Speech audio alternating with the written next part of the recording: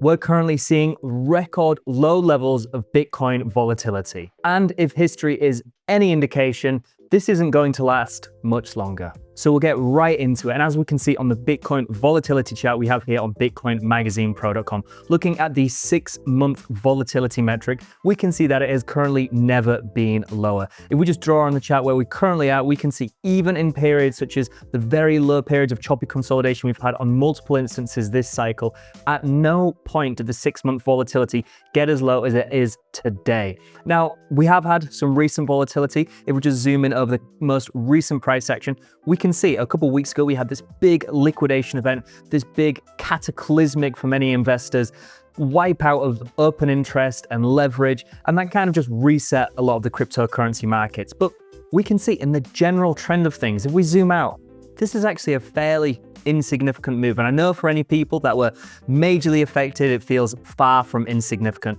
But if we just go on the monthly time frame here, what we can see is this is practically a non-existent event. We can see we've had these big wicks to the upside to new all-time highs, big wicks to the downside, and this big liquidation event. But ultimately, if you just zoom out and look at the bigger picture, it was barely noticeable. It was a little blip on the chart. But if we just go back onto the daily time frame, as we could see, Bitcoin volatility is historically low. And historically, this doesn't last too long. Now, what we can see pretty much since the 22nd of June this year, we've been in this range from around $106,000 up to around 123. Now, we have had a few wicks to the upside and the downside, but really we've been in this range for about 120 or so days, around 4 months with very, very little trending directional Bitcoin price action. And if we just go onto the weekly time frame here, what we can see alongside looking at a more long-term volatility metric like we did on site, if we look at something like this, which is the Bollinger Band width indicator on the weekly time frame. So the Bollinger Band is one of the most popular, most utilized metrics throughout all of trading and investing. It is just a very simple moving average with standard deviation bands. And once you measure the width between those standard deviation bands, it gives you this Bollinger Band width. And what we can see is historically when it gets to levels incredibly low on Bitcoin, pretty much exactly where we are today, in every single instance, it has resulted in a massive move for Bitcoin. We can see all the way back here in 2012, when the price was just $6. We had levels of volatility this low before in the coming months following that, we were at levels such as $100 and a few months after that, $1,000. It's very, very rare for Bitcoin to have levels of volatility this low and sustained for such a long period of time. We can see in every single cycle, anytime we've even got close to this level, such as in the 2018 bear cycle, we dropped 50% in just a couple weeks' time. So when we are at levels of volatility this low, we have to acknowledge that it's rare that it really lasts this long. Now, of course, we do need to acknowledge that Bitcoin has gone from just a multi-billion-dollar asset to a multi-trillion-dollar asset. So we just quickly go back here. It makes sense that we are seeing a general downtrend in volatility for Bitcoin. And this is likely going to continue as Bitcoin continues to grow and continues to mature, especially with the institutional influence that we're currently seeing. But this low level of volatility is pretty rare. What we can do is if we actually look at historical instances in this cycle where Bitcoin has had such low levels of volatility, we can see that when this period of choppiness and consolidation come to an end, they can be incredibly explosive for Bitcoin. So what we can see just in this cycle so far, we've had 5 different instances where following a period of choppy, low volatility, consolidationary conditions, although in some instances it was kind of the tail end of a big volatile move, such as what we had in earlier this year in kind of April, May 2025. But what we can see in each of these instances, it resulted in the Bitcoin price in less than 100 days moving up at least 65%. So Bitcoin, even though we have grown, even though we are anticipating diminishing volatility, potentially diminishing returns, and even lengthening cycles, we have to acknowledge that Bitcoin still remains a very volatile and a very speculative asset. And what we can do is if we just add on the fractals, so the price action that we saw in each of these instances. So for example, this first big move we had off the bear cycle lows in early 2023, where we moved up 83% in under 100 days. If we could replicate something like that from the recent lows we set, that recent liquidation event that took us to around $105,000, then this would result in a Bitcoin price of over 180K in January 2026. Now, as I said, this isn't an isolated event. It's not like Bitcoin isn't having these big parabolic moves multiple times in this cycle already. If I had all of them on, so all 5 of these instances where Bitcoin had these big, massive moves following periods of chopping and consolidation, then if we add all of them on together, we can see on the chart that the average kind of ballpark figure of where these fractals would take us is somewhere around $170,000, $180,000 Bitcoin around 2026 before the end of the year. Now, of course, there is the argument of extending, lengthening cycles, and every day we don't follow the traditional 4-year cycle of Bitcoin. I kind of see that as more and more as a likely outcome, where this cycle could potentially extend into Q1 or maybe even Q2 2026. But we can see if we were to follow something like this first move that we had, this move off the bear cycle lows, this would result in a Bitcoin price of over $180,000.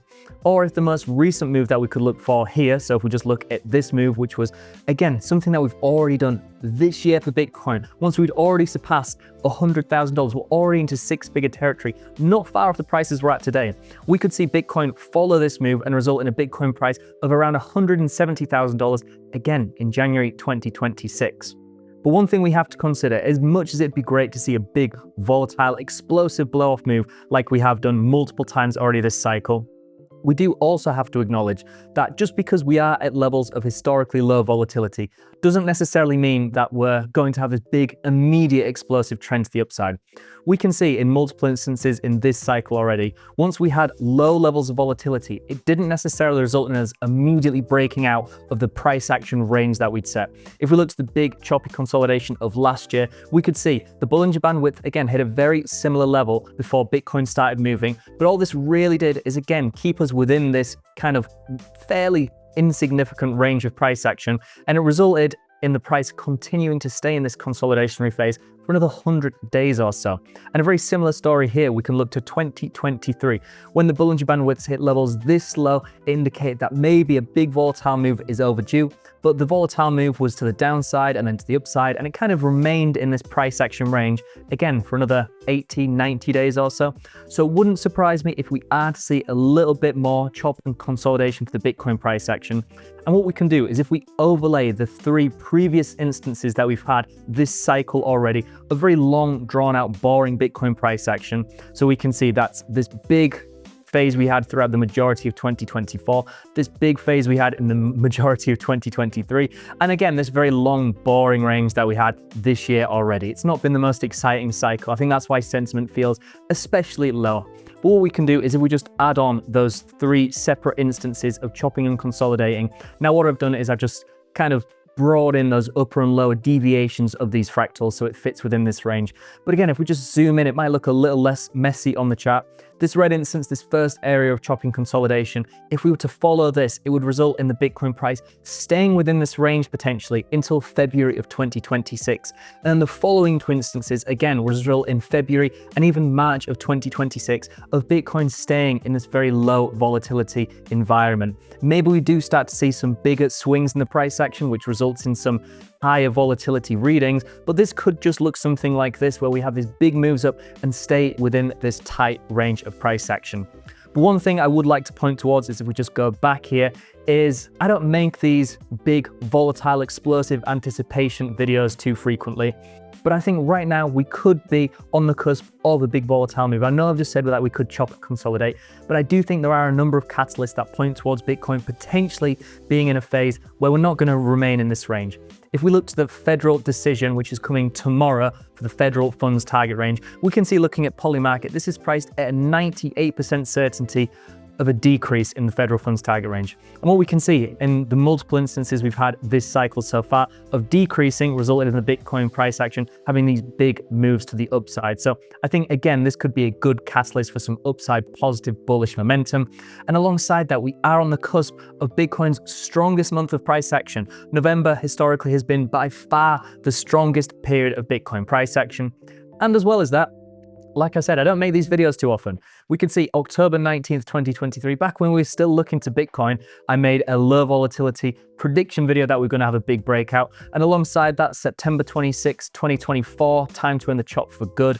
And then following that, volatility imminent, February 18th of this year. Now, I don't like to toot my horn too often, but if we just go onto the chart and zoom out and look to where all of these instances of me making these videos occurred, we can see that pretty much all of them, well, every single one of them, resulted in Bitcoin having these big explosive moves almost immediately. So I am kind of expecting a bit more of a exciting end to 2025. And alongside the catalyst that we have in the macroeconomic environment, looking at the federal funds target range potentially continuing to decrease and as interest rates coming down, which will hopefully provide some cheap debt for investors and kind of allow some more rotation in speculative markets. And alongside that, if we look at something like gold, we can see this looks like it has set its high for 2025.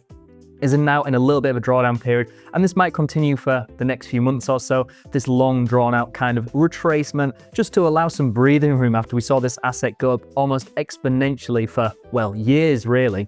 So if we are to see that happen, then again, this could allow some more rotation from gold into more speculative, more volatile assets, alongside some more favorable macroeconomic conditions. And if even a fraction of that capital begins to rotate into Bitcoin, alongside how little volatility we've seen over the past few months, then we could be in for a pretty explosive end to the year. One thing I'd also like to add is if you're watching this and you're not subscribed, why not? The vast majority of the viewers of our videos aren't even subscribers. So make sure you do subscribe, turn on notifications so you get the information we release as soon as it is released. Make sure to comment down below, leave some engagement. I reply to every single comment. So let me know your thoughts on the videos so far, and let me know any other content you'd like to see from Bitcoin Magazine Pro. So just to summarize, Bitcoin is currently experiencing one of its lowest periods of volatility ever. And while we have to acknowledge diminishing volatility is to be expected as we grow from just a small multi-billion-dollar asset into a multi-trillion-dollar market cap asset, the current period of consolidation that we're seeing and experiencing likely won't last too much longer if history is any indication. However, what we can say is, given the price action of this cycle so far, we do need to acknowledge the chance that this sideways chop could last a little bit longer, potentially even into March of 2026. What we can see is volatility can begin trending to the upside. We can start to see some more violent, volatile moves in the price action, but this could still be within this range of, say, $106,000 to $123,000 or so that we've been in for the past 4 months. What we do need to acknowledge is that tomorrow we are seeing a Fed meeting, which is likely going to reduce in However, we do need to acknowledge that tomorrow we are seeing a federal funds meeting, which is likely going to result in some interest rates decreasing, which again could be a major bullish catalyst, alongside hopefully some agreements and deals in tariff talks, alongside that some rotation from more speculative assets which have gone crazy like gold recently. As we're entering the most bullish month for Bitcoin, I'm definitely expecting some fireworks over the coming weeks. And I know my timing might be a little bit off, but I'm very bullish for the tail end of 2025.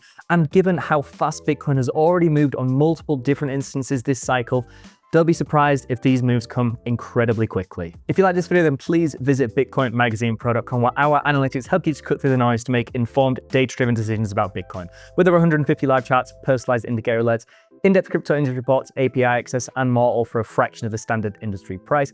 And let me know what your thoughts are in the comments below and on social media. Do you think that Bitcoin could be on the cusp of a big explosive move? And of course, this big move could be to the downside. I think looking at a majority of influencing factors in the Bitcoin price action, I'm definitely leaning more towards a big move if and when it comes being towards the upside. But of course, I could be wrong. I'm just following the data. I'm working on probabilities, managing my risk, and being ready for any scenario. But as I said, let me know your thoughts below in the comments and on social media. I look forward to reading and replying to them. And as always, thank you very much for watching, and I'll see you in the next one.